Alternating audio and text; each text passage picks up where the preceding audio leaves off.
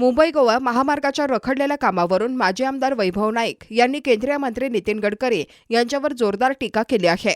गडकरी यांनी महामार्ग मे 2026 पर्यंत पूर्ण होईल असे आश्वासन दिले असले तरी 14 वर्षे रखडलेल्या कामाला तेच जबाबदार असल्याचा आरोप नाईक यांनी केला। रत्नागिरी आणि रायगडमध्ये ठेकेदारांनी कामे अर्धवट सोडून दिली तरी त्यांना पाठीशी घालण्यात आल्याचा दावा त्यांनी केला।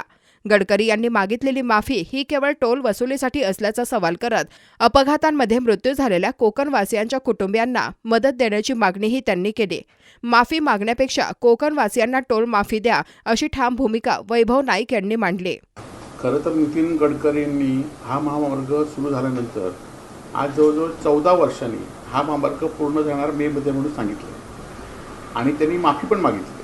परंतु माझं असं म्हणणं आहे की हा महामार्ग उशीर होण्यासाठी नितीन गडकरीच कारणीभूत आहेत। सिंधुदुर्ग जिल्हा सोडला तर रत्नागिरी रायगड मधले ठेकेदार अनेक वेळा बदलले गेले आणि त्यांना पाठीशी घालण्याचं काम नितीन गडकरी साहेबांनी केलेलं आहे।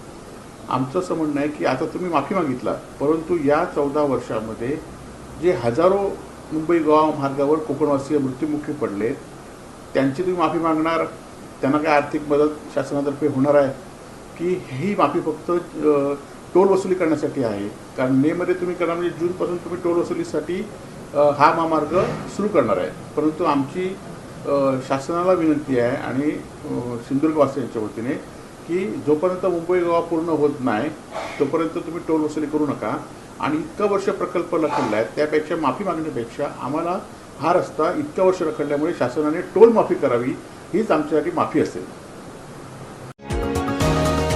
तुम्ही पाहत आहात विस्टा न्यूज मराठी।